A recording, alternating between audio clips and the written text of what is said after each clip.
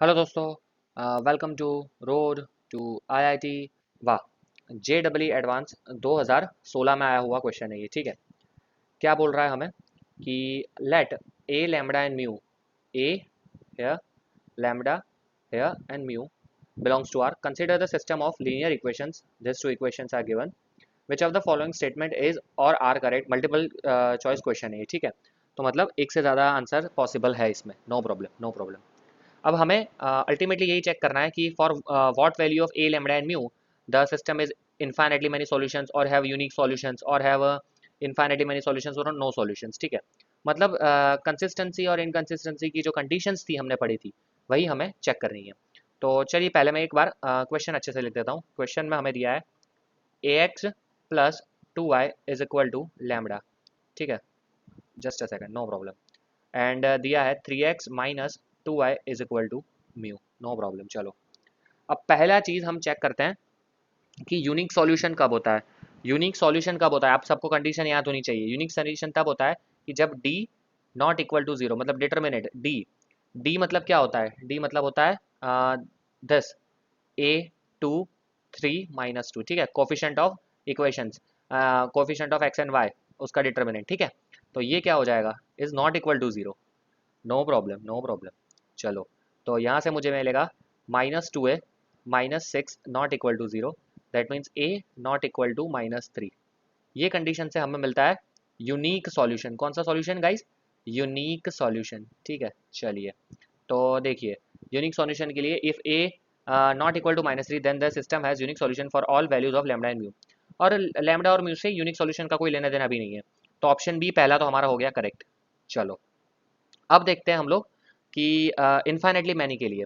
तो infinite many के लिए मैंने आपको लास्ट लेक्चर में भी बताया था कि जो हमारे दो इक्वेशंस है, यहाँ पे हमारी इक्वेशन है a x plus 2y is equal to lambda and दूसरा है 3x minus 2y is equal to mu. ठीक है, तो दोनों जो दो तीन जितने भी इक्वेशंस हो, उसके जो कोफिशिएंट्स होते हैं, x के कोफिशिएंट का रेशियो, y के कोफिशिएंट का रेशियो और z के कांस्टेंट टर्म्स के कोफिशिएंट का रेशियो, वो होता है हमेशा इक्वल। ठीक है, तो यहाँ पे मुझे मिलेगा कि a upon 3 is equal to 2 upon -2 is equal to lambda upon mu. ठीक है, इस तरह से मुझे मिलता है। तो यहाँ से अगर मैं सिंप्लीफाई करता हूँ, पहले ये टर्म लेता हूँ, ठीक है, ये दोनों, तो मुझे मिलेगा a is equal to -3। Got it? a is equal to -3 यहाँ से मिलता है। एंड एक और चीज़ मुझे मिलती है यहाँ पे कि lambda by mu is equal to 2 by -2 that is -1। तो lambda is equal to minus mu, that means lambda plus mu is equal to zero. एक ये भी कंडीशन मुझे मिलती है। ठीक है, नो प्रॉब्लम। तो एक एक मिला मुझे a इज इक्वल टू -3 और एक साइड मिला मुझे lambda plus mu is equal to zero. अब वो कौन से ऑप्शन में है वो चेक करते हैं। a is equal to -3 for then the system has infinitely many solutions for all the values of lambda and mu। oh, for all the values of lambda and mu है ये correct? नहीं, for all the values तो नहीं है। हमें क्या मिला है? Lambda plus mu is equal to zero, मतलब lambda is equal to minus mu. ये जो वैल्यूज होगी, इसके लिए ही इनफाइनाइटली मैनी सॉल्यूशन मिलेगा। ठीक है, अब तो ये तो हमारा पहली चीज हो गई कि गलत है, ये तो नहीं होगा। सी देखते हैं, if lambda plus mu is equal to zero then the system has infinitely many solutions for a is equal to -3। Perfect, एकदम परफेक्ट, मतलब सी हमारा सही हो गया। देखो कि लैम्बडा प्लस जीरो भी होगा एंड साइमल्टेनियसली अगर ए इज इक्वल टू -3 है, तो हमें मिल जाएगा इनफाइनाइटली मेनी सॉल्यूशंस। ठीक है, तो हमने सेकंड कंडीशन भी चेक कर ली। अब बारी आती है हमारी थर्ड कंडीशन चेक करने के लिए। ठीक है, that is for no solution. अब नो सॉल्यूशन के लिए क्या होता है बताओ?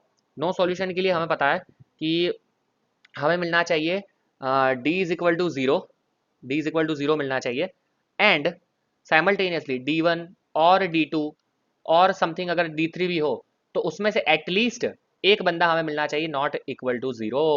एटलीस्ट एक होना चाहिए नॉट इक्वल टू जीरो। ठीक है, तो ये तो हमें पता है। आप इस तरह से भी चेक कर सकते हो, या फिर जो कोफिशिएंट वाला मैंने बताया कि जैसे इन्फिनिटी में सबका कोफिशिएंट सेम होना चाहिए।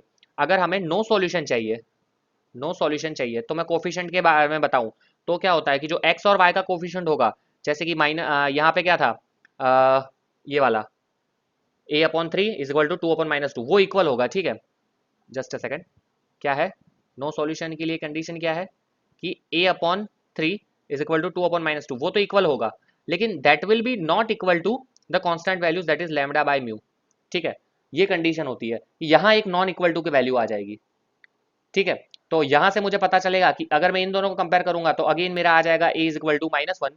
ठीक है, sorry a is equal to -3 आएगा, 2 2 कैंसल, तो ये -1 होगा, यहाँ तक जाएगा तो -3 हो जाएगा। ठीक है, और इसी तरह से यहाँ पे अगर इन दोनों को कंपेयर करता हूँ फिर, तो 2 upon -2 not equal to lambda by mu, that means कि lambda upon mu not equal to -1, that means lambda plus mu not equal to 0। ठीक है, तो यहाँ पे ये दो कंडीशन आती है कि a is equal to -3 and lambda plus mu not equal to 0।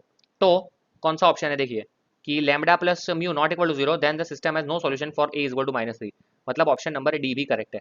तो इसका मेरा करेक्ट आंसर हो गया मेरा B, C and D, all three are correct answers. ठीक है, all three are correct answer.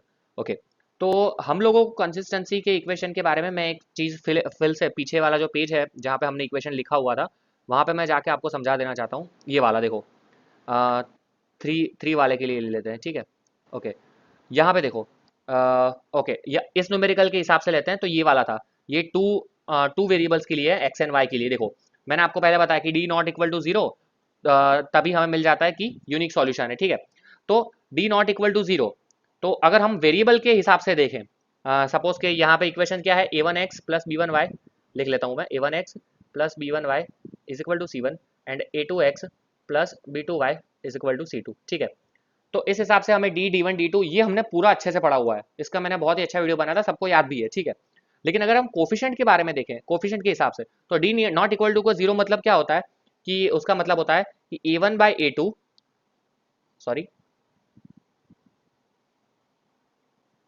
a1 by a2 not equal to b1 by b2। ठीक है, a1 by a2 not equal to b1 by b2, that is nothing but D not equal to 0 है ये।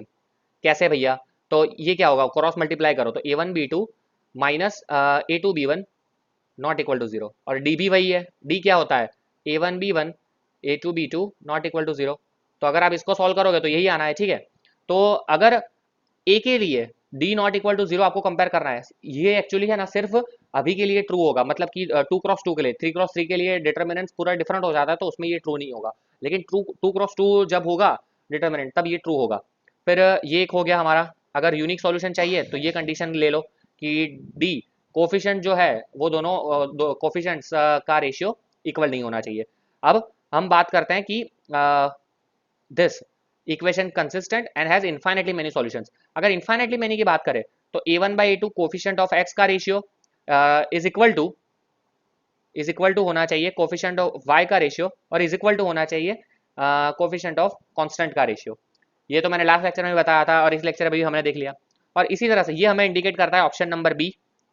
और इसी तरह से अगर हमें चाहिए इनकंसिस्टेंट सिस्टम, मतलब कि नो सॉल्यूशन चाहिए, ठीक है, ऑप्शन नंबर सी चाहिए, तो क्या करेंगे हम, a1 a2 is equal to b1 b2 not equal to c1 c2। ठीक है, आप इसे कैसे समझ सकते हो, देखो d नॉट इक्वल टू 0 चाहिए, d कब मिलेगा हमें, a1 a2 b1 b2 लेंगे तब, तो वो नॉट इक्वल टू है, तो यहाँ बीच में नॉट इक्वल टू। अब ये दोनों कंडीशन के लिए d इक्वल टू तो 0 ही चाहिए, तो देखो यहाँ पे भी d के लिए जो बनता है a1 a2 b1 b2 उसके लिए बीच में इक्वल है, यहाँ भी इक्वल है। लेकिन ऊपर वाला जो केस है उसमें d1 d2 भी 0 चाहिए, तो यहाँ पे इक्वल ले लिया हमने, जबकि यहाँ पे d1 d2 में से एटलीस्ट एक नॉन जीरो चाहिए, तो यहाँ पे नॉट इक्वल ले लिया। ठीक है, तो इस तरह से आप कोफिशिएंट कंपेयर करके भी कर सकते हो। अगर आपको ये समझ में ना आ रहा हो तो हमारा ये जो नॉर्मल मेथड है कि d1 d2 फाइंड करने वाला, जो मैंने आपको बताया था सीक्वेंस, जो इस पे बहुत ही अच्छा लेक्चर है, जिन लोगों ने वो वीडियो नहीं देखा है उन सबको तो वो देखना ही चाहिए कंपलसरी। ठीक है, तभी आपको ये सब पता चलेगा। तो अगर ये पता नहीं चल रहा है तो ये जो नॉर्मल मेथड मैंने सिखाया था पहले लेक्चर में, वो तो आप याद रख ही सकते हो। ठीक है, both ways you can solve. चलिए आज का हमारा दूसरा क्वेश्चन देखते हैं। ये हमारा सॉल्व हो गया, इसमें बी सी डी तीन ऑप्शन हमारे करेक्ट आ गए। ठीक है, ओके।